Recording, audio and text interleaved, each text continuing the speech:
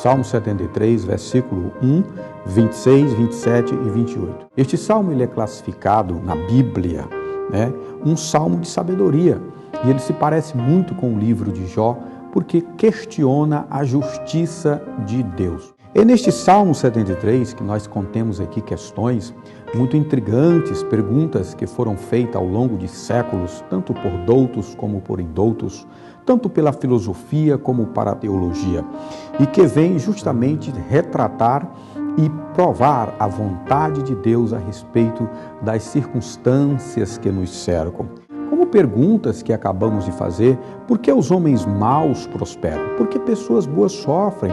Por que as pessoas que se opõem a Deus geralmente vivem melhor do que aquelas que nele confiam, Por que os ricos arrogantes, não é só por ser rico, mas também por ser ricos arrogantes, além de serem blasfemos, não sofrem como alguns sofrem? Tem mais saúde, enquanto muitos outros homens bons, em algum lugar da vida, eles estão doentes, desanimados e desesperados.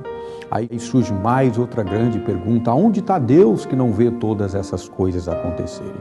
Ora, se os ímpios prosperam, e os justos sofrem, por que alguém deveria ser justo? Por que alguém deveria ser bom? Diante de todas essas interrogações, todas essas insatisfações, este Salmo 73, ele vem retratar e revelar a insatisfação do salmista Asaf, quem o escreveu. Foram essas indagações que quase desviaram o irmão Asaf, o poeta salmista, dos caminhos do Senhor. Imagine que este homem represente em algum momento todos aqueles que já estiveram diante de dilemas parecidos como esse. É em vão que tenho purificado meus caminhos, que tenho sido honesto, que tenho trabalhado, que tenho produzido, enquanto que outros estão aí nas suas regalias e até mesmo vivendo de uma forma dissoluta e parece que não tem nenhum castigo para ele. Sei que certamente em algum momento de nossas vidas deparamos com questões sobre esta. Mas o salmista Asaf, ele inicia o seu salmo dizendo: verdadeiramente bom é Deus para com Israel, para os que têm coração puro. Perceba que o início deste salmo, ele está narrando, antes de narrar o testemunho pessoal dele a respeito da experiência que ele teve, de que como ele quase se desviou dos caminhos do Senhor quando ele estava olhando a prosperidade dos ímpios, observando como não havia sofrimento para os ímpios, enquanto que o justo pagava um preço muito grande.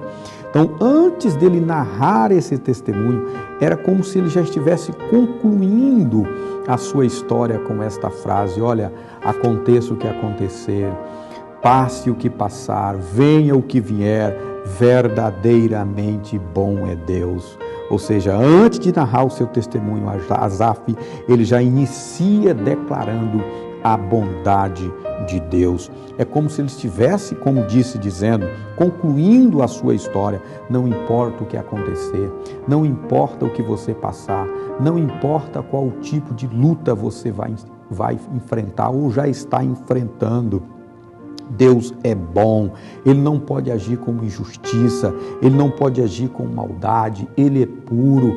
Concentre-se nisso, creia nisso, tenha certeza disso, creia, estabeleça isso como âncora para a sua vida, firme e forte diante desse propósito. Mesmo se você não entender a circunstância, diga para si mesmo: Deus é bom, Deus é bom, Deus é bom.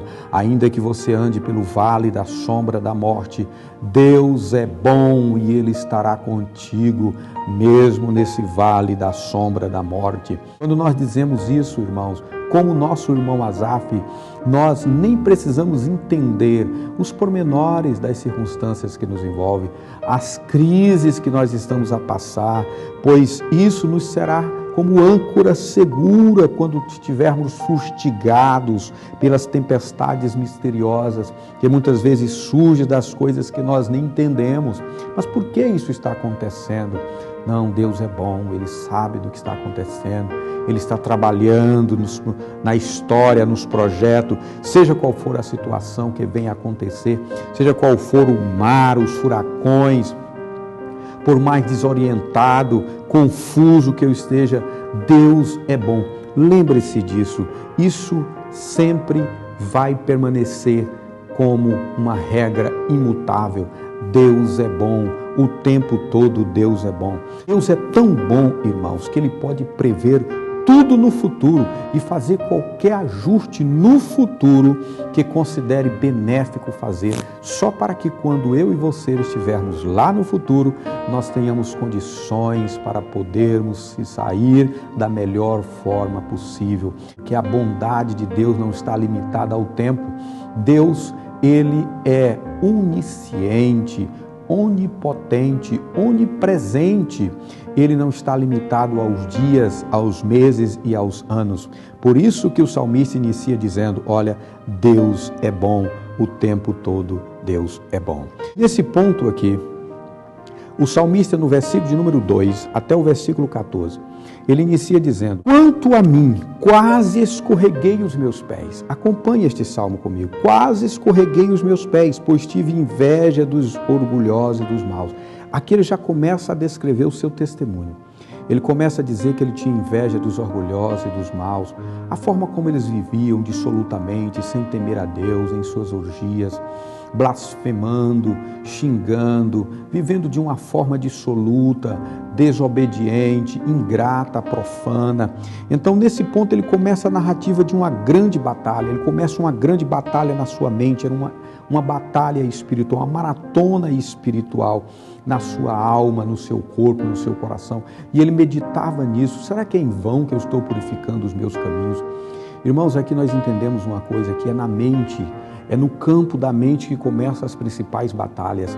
Talvez as pessoas estejam dizendo assim, será que vale a pena eu ser fiel? Vale a pena eu permanecer íntegro? Vale a pena eu permanecer nos caminhos do Senhor em meio a todas as lutas e as provações que eu tenho passado? Essa palavra, ela é uma palavra que ela vem falar com você sim, ela vem falar comigo sim.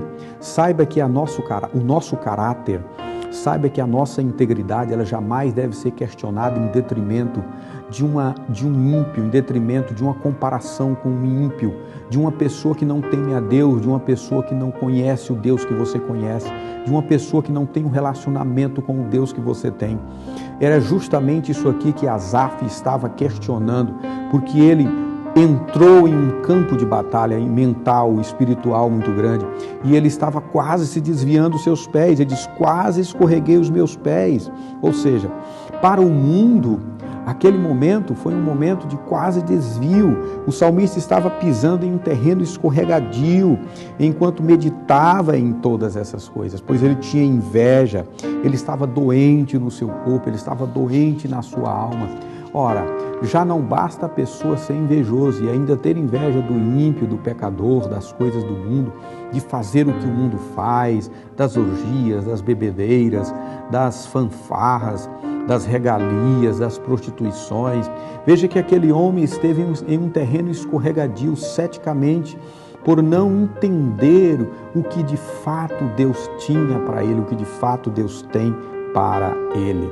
E a Bíblia diz, nos versos 4 ao 14, que aqui surge outra pergunta, quando ele dizia assim, porventura é em vão que eu tenho purificado os meus caminhos, é em vão que eu tenho me levantado todas as manhãs, que eu tenho orado, que eu tenho buscado a Deus. Onde está Deus nesse momento, que não contempla a minha justiça e simplesmente deixa passar esses ímpios fazendo e acontecendo sem lhe acontecer nenhuma impunidade, nenhum juízo, nenhum castigo sobre si? Para eles há poucas preocupações, eles são saudáveis, eles ganham seus lucros desonestos, eles não partilham das canseiras dos mortais, são soberbos, são orgulhosos, os seus colares são grossos no pescoço. Imagine nesse momento aquela lamúria daquele filho, daquele homem, falando para Deus todas essas coisas. Será que nós já nos encontramos em algum momento semelhante a isso? Quantas vezes nós já nos olhamos para outras pessoas e comparamos-nos, dizendo, eu não sou tão ruim assim, por que eu estou passando por que eu estou passando? Olha aquela pessoa como ela está, veja como ela vive desregadamente, eu pago minhas contas em dia, sou um cônjuge fiel, sou um bom filho e as coisas não acontecem comigo. Saiba de uma coisa, meu querido, que não é por esse critério nem por essa escala que Deus mede a nossa vida, Deus mede a nossa capacidade, Deus mede a nossa vida e o nosso ser pelo grau que conhecemos a Ele. É verdade que todos aqueles que vivem dissolutamente um dia se encontrará com o reto juiz e Deus chamará à prova, Deus chamará às claras todos aqueles que praticam a iniquidade. Mas você que conhece a Deus, nascerá o sol da justiça. O Senhor Deus te receberá no trono do seu Pai, uma mesa preparada desde a fundação do mundo. Por quê? Porque guardaste os seus caminhos, porque perdeste uma vida que para o mundo seria ganho, mas perdeste uma vida mundana para ganhar uma vida espiritual com Deus. Os olhos do salmista estavam demasiadamente fixos nas coisas terrenas. E é aqui onde a gente aprende uma lição. Pare de olhar para as coisas de baixo, porque quando você olha para as coisas de baixo, você não é influenciado pelas coisas de cima. Olhe para as coisas de cima e certamente você não será influenciado pelas coisas de baixo. Precisamos parar de nos comparar com as pessoas, precisamos parar de ficar nos medindo pelas pessoas, meça-se pela palavra de Deus. Olhe a vida de grandes homens de Deus como Davi, Abraão, Isaac, Jacó. Olhe para a vida de grandes homens que tiveram a sua história com Deus, que mesmo passando suas provas, suas lutas, como Daniel, Sadraque, Mesaque e Abednego no reino da Babilônia, enfrentaram seus sofrimentos, covas dos leões, enfrentaram fornalhas, mas venceram dando testemunho de ter agradado a Deus. Veja Hebreus capítulo 11, a galeria dos heróis da fé. Quantos homens que passaram o que passaram, mas não negaram a sua fé, mantiveram firme, não se compararam com ninguém, não ficaram churumingando, dizendo, por que isso não acontece comigo? Deus tem um plano para cada um individualmente, como tem para você. Mantenha o seu coração firmado na bondade de Deus, no cuidado de Deus, na graça de Deus, pois isso é o suficiente para a sua vida.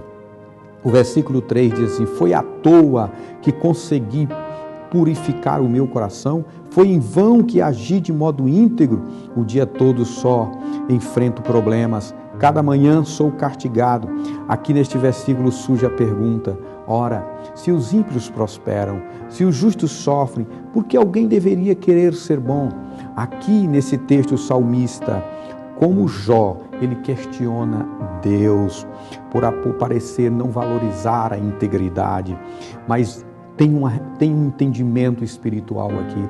Nós precisamos entender que o caminho para o céu é um caminho de aflição, é um caminho de perplexidade, é um caminho de peregrinação, é um caminho de perseguição, é um caminho espremido. Quem te disse que Deus garante que quando nós o aceitemos, que quando nós o abraçamos à cruz, nós estamos aqui com promessas de triunfalistas, sem problemas, sem adversidade? Não, Deus não está criando filhos com mamão e açúcar. Deus não está criando homens fracos, Deus está criando homens fortes, e homens fortes passam pelo campo de batalha. Homens fortes enfrentam crises, homens fortes enfrentam leões, homens fortes enfrentam batalhas, guerras. Se você está passando por uma guerra, glorifique a Deus por isso. Todas as vezes que você pede força para Deus, Deus te joga em uma luta para que você se fortaleça. Você é como um vaso na mão do oleiro, Ele te forja, Ele te modela, Ele te trabalha para que você seja forte. Homens fortes passam por guerras, por lutas e por vitórias e por batalhas. Se você está passando uma crise no hospital, uma crise no desemprego, uma crise no casamento, uma luta sem precedente com pessoas, aprenda a tirar lições especiais, fortaleça a sua fé no meio dessa situação, porque Deus está te forjando, te trabalhando, te preparando. Veja o que Paulo diz na sua carta, em 2 Coríntios, no capítulo 4 e o versículo de número 8.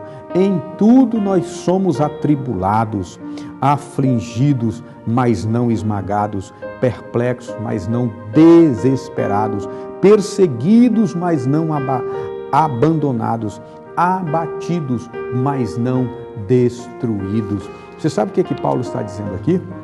Que em tudo nós somos atribulados, em tudo nós somos perplexos, em tudo nós somos perseguidos, em tudo nós somos abatidos, mas nós não somos destruídos, porque o nosso Deus, Ele permanece firme conosco, dizendo, você pode até entrar na cova dos leões, você pode até entrar na fornalha de fogo ardente, você pode até entrar pelo vale da sombra da morte, mas você não vai ser destruído nele. Eu estou contigo, eu estou te fortalecendo, eu te farei vencer gigantes.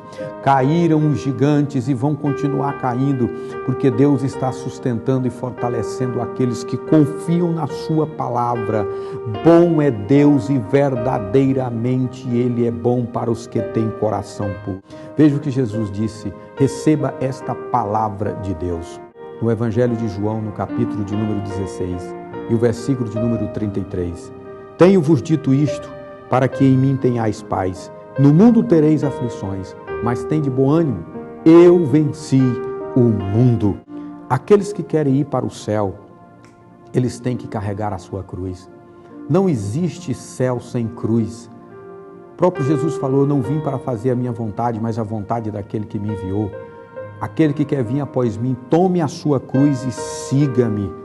O próprio Jesus falou que o caminho dos céus é um caminho estreito. Lucas capítulo 13, versículo 24, ele diz, porfiai, ou seja, esforçai-vos por entrar pela porta estreita, porque lhes digo que muitos tentarão entrar e não conseguirão. Larga é a porta que conduz para a perdição, estreito e apertado é o caminho que conduz para a vida eterna.